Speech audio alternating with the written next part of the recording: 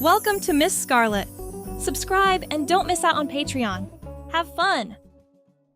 Sullivan stared at the email on his computer screen, the subject line glaring back at him like an unwelcome intruder. New company dress code policy. Effective immediately. He worked in the bustling marketing department of a mid-sized tech firm where casual jeans and sneakers had always been the norm. But now, management had decided to shake things up with what they called a Unified Professional Appearance Initiative. The key point? All employees, regardless of gender, were required to wear pantyhose as part of the standard uniform. It was meant to promote equality and a polished look, or so the memo claimed, but Sullivan could already hear the murmurs of discontent rippling through the office.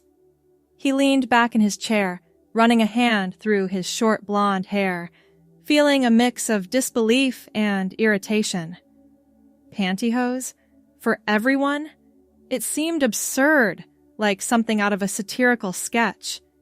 He wasn't against the idea of inclusivity, but this felt like overreach. As a guy in his late 20s, he'd never even considered wearing such a thing. His wardrobe consisted of slacks, button-down shirts, and loafers. Practical, unassuming. The policy specified sheer or opaque styles in neutral colors, with no exceptions unless for medical reasons, and HR had already scheduled fittings for those who needed guidance. By lunchtime, the break room was abuzz. Colleagues joked nervously about it, some women rolling their eyes at the irony of men now sharing their hosiery woes, while a few guys grumbled about feeling emasculated.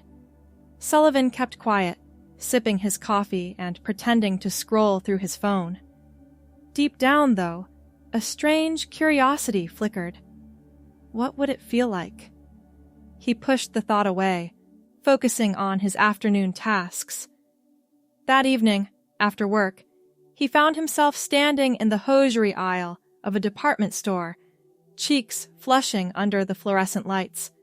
The sheer black Hanes with a control top caught his eye. Simple, as per the policy's guidelines. He grabbed a pair in his size, paid quickly, and hurried home to his small apartment on the edge of the city. The package felt oddly heavy in his hands as he unpacked it, the nylon shimmering slightly under his kitchen light. The next morning, he hesitated in front of his mirror. His blonde hair was neatly combed, his slacks pressed, but slipping into the pantyhose was a new ritual. The fabric was smoother than he'd imagined, gliding up his legs with a gentle tug. The control top hugged his waist, providing an unexpected sense of support. He adjusted his pants over them, checked for any visible lines, and headed to the office, heart pounding a little faster than usual. No one noticed at first, or at least no one said anything outright. But during the mid-morning meeting, as Sullivan crossed his legs under the conference table, his manager, Elena, glanced down and smiled. "Sullivan, your legs look exceptionally professional today. Those pantyhose really pull the look together." A few others nodded in agreement, one colleague even complimenting the subtle sheen. He mumbled a thanks, surprised by the warmth in his chest. It wasn't mockery. It was genuine appreciation. For the rest of the day, he caught himself glancing at his own reflection in windows, noting how the hosiery made his calves appear more defined, more elegant. That compliment lingered with him on the drive home. Maybe it wasn't so bad. Emboldened, he stopped at the store again, picking up a few more pairs, nude, gray, and a subtle taupe. At home, alone in his living room, he experimented. He rolled up his pant legs to see how the different deniers felt against his skin. The sheer ones were light and airy, almost invisible, while the opaque gray offered a matte finish that felt substantial. He walked around his apartment, feeling the gentle compression, the way it smoothed everything out. It was strangely addictive. this new sensation. Over the next few weeks, the office adapted to the policy. Some men wore them begrudgingly, others embraced it with humor, sharing tips on avoiding runs. Sullivan, however, found himself diving deeper in private. His collection grew: coffee-colored sheers for a warmer tone, navy opaques for contrast. He started pairing them with different socks at home, then no socks at all, just to feel the full effect. One evening, after a long day, he browsed online and ordered a simple black skirt. Not too short, just a knee-length A-line. It arrived discreetly packaged, and when he tried it on over the sheer black pantyhose, the mirror reflected something unexpected. His legs looked longer, more graceful. He added a white blouse from his closet, tucking it in, and stood there, turning side to side. It felt right, in a way he couldn't quite articulate. The experimentation became a nightly routine. He'd come home, shed his work slacks, and slip into a skirt with matching hosiery. A soft pink blouse joined the mix, then a floral one. He practiced walking in low heels he'd bought on impulse, the click against his hardwood floor echoing his growing confidence. His blonde hair, usually kept short, he let grow a bit longer, styling it with a part that framed his face softly. Makeup tutorials online tempted him, but he started small, a touch of lip gloss, some mascara. Each edition built on the last, layer by layer, until one weekend morning, as he looked in the mirror, Sullivan realized he was seeing someone new. Not Sullivan, but Violet. The name came to him like a whisper, fitting perfectly with the woman staring back. Violet decided then that this wasn't just play acting. The pantyhose policy had cracked open a door she'd long kept shut, revealing a truth she'd buried under layers of denial. She was trans, and this was her. No more going back. She spent the day reorganizing her closet, donating old men's clothes and filling it with skirts, blouses, and an expanding array of pantyhose. Silky sheers in every shade, textured patterns for variety. Burgundy tights became her favorite, pairing beautifully with a gray pencil skirt that hugged her figure just right. Monday morning, Violet walked into the office with her head held high. She'd chosen the burgundy tights under a black pencil skirt, a cream blouse tucked in neatly, and her blonde hair styled in soft waves. Colleagues did double takes, but Elena approached her first, eyes wide with support. "Violet? Is that what you'd like us to call you? You look amazing. Those tights are impeccable. Such a bold choice." Whispers turned to conversations, and by midday, HR had updated her records without fuss. The compliments flowed, on her poised walk, her coordinated outfits, the way the burgundy added a pop of color to the office's drab palette. Violet thrived in this new skin. She attended meetings with renewed energy, her ideas flowing freely now that she wasn't hiding. At home, she explored more. Lace-trimmed blouses, patterned skirts, even a few dresses for evenings out. Friends from outside work noticed the change when she met them for coffee, and their acceptance warmed her. One, a longtime buddy named Alex, hugged her tightly. "Violet, you're glowing. This suits you." She shared stories of the policy's unexpected gift, how it had nudged her toward authenticity. As weeks turned to months, Violet's reputation grew.